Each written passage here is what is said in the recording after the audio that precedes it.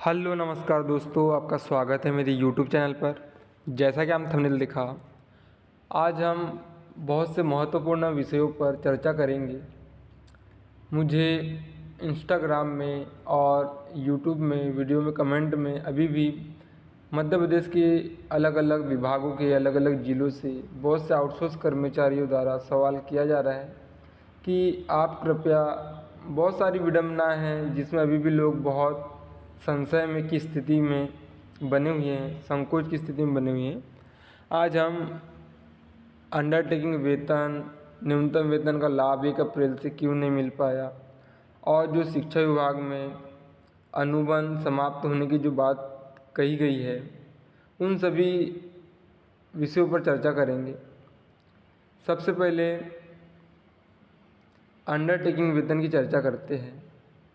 इसमें आपको एक ध्यान देने योग्य बात है कि अगर सरकार अंडरटेकिंग वेतन शिक्षा विभाग में करती है तो उन्हें सभी विभागों में करना होगा।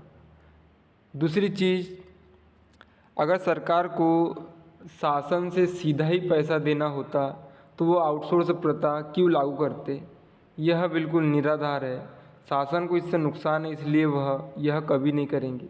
आउटसोर्स कर्मचारियों को वह कलेक्टर रेट के अंतर्गत ही रखेंगी, और भविष्य में जैसा कई वर्षों पहले हुआ था शिक्षाकर्मियों को जब संविलियन किया गया था शिक्षा विभाग में, वैसे ही, क्योंकि रेगुलर भर्तियां तो हो नहीं रही है जैसे शिक्षा विभाग और अदर भी विभागों में, वैसे ही सभी आउटसोर्स कर्मचारियों को तब संविलियन हो सकता है, लेकिन वर्तमान में ऐसा कुछ होने वाला नहीं है। दूसरी चीज़, ऐसा नहीं है कि शासन पेमेंट नहीं कर सकती।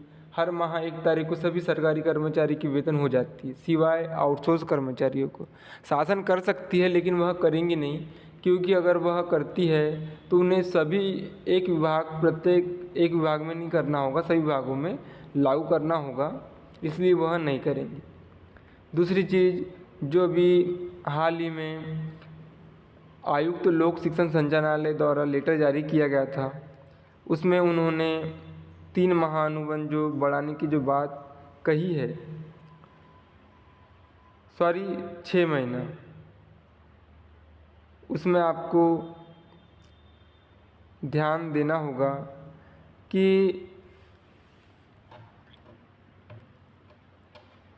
अनुबंध जो बढ़ा है, कई लोग अभी भी इसमें सोच रहे हैं कि अगर अनुबंध समाप्त होगा तो सभी आउटसोर्स कर्मचारियों की सेवा समाप्त कर दी जाएंगी, लेकिन ऐसा नहीं है।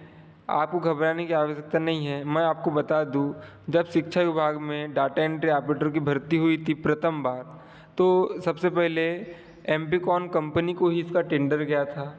फिर कुछ वर्ष एमपीकॉन को चला, उसके बाद शिक्षा सॉल्यूशन कंपनी को दे दिया गया था। तब भी कर्मचारी वही रहे, कर्मचारी कभी बदले नहीं। जब यह शिक्षा सॉल्यूशन का टेंडर खत्म हुआ, फिर से एमपीकॉन को दे दिया गया, फिर भी कर्मचारी चेंज नहीं हुए। अगर इस बार एमपीकॉन से टेंडर समाप्त होता है और किसी भी कंपनी को टेंडर जाता है तो कर्मचारी को उससे कोई नुकसान नहीं होने वाला है। अगर भविष्य में अंडरटेकिंग वेतन होता है तो उसका भी लाभ मिलेगा, इसमें आपको ज़्यादा परेशान होने की आवश्यकता नहीं है। अब बात करते हैं न्यूनतम वेतन की। जो वर्तमान में जो गजट राजपत्र जारी हुआ था वह 1 अप्रैल 2024 से लागू होना था, और हर ज़िले के अप्रैल माह का बिल जो है नई दर के हिसाब से ही आया है। लेकिन अभी भी कई विभागों में जहां अप्रैल माह का भुगतान हो चुका है, उन्हें पिछले ही श्रम दर के हिसाब से भुगतान हुआ है। वह इसलिए क्योंकि जो न्यूनतम वेतन रिवाइज हुआ है उसमें कई सारी विडंबनाएं हैं, इसलिए कई कर्मचारियों द्वारा हाई कोर्ट में इसकी याचिका लगाई गई है। उसकी सुनवाई 21 मई को होने वाली है। 21 मई से पूर्व तक यह दरें यानी प्रतिबंधित है।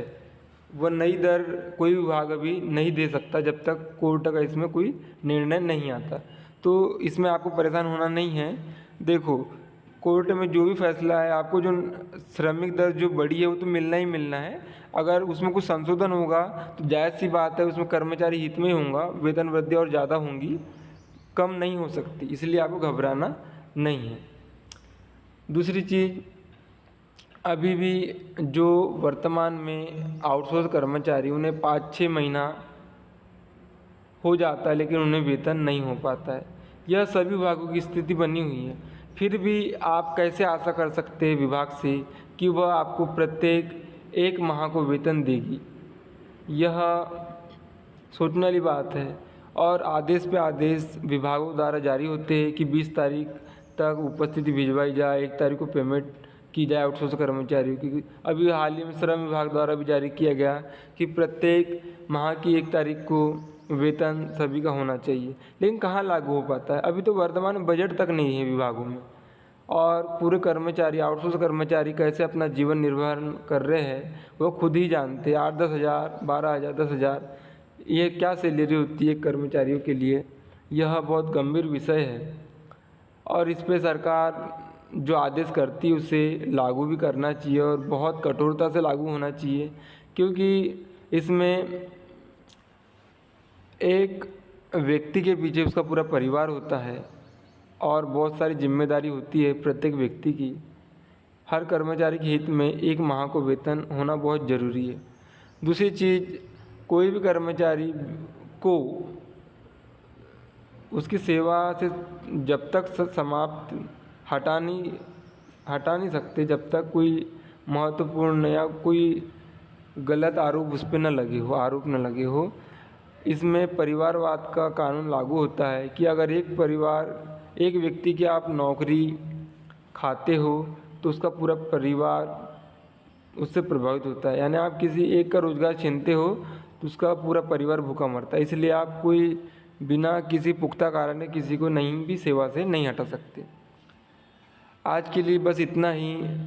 हम आशा करते हैं जितने आपके डाउट थे वह सब समाप्त हो गए होंगे, हम यही आशा करते हैं, क्योंकि यह बनाना ज़रूरी था। क्योंकि लगातार रोज़ मुझे इंस्टाग्राम में मैसेज मध्य प्रदेश के अलग अलग ज़िलों से भाइयों द्वारा किया जा रहा था।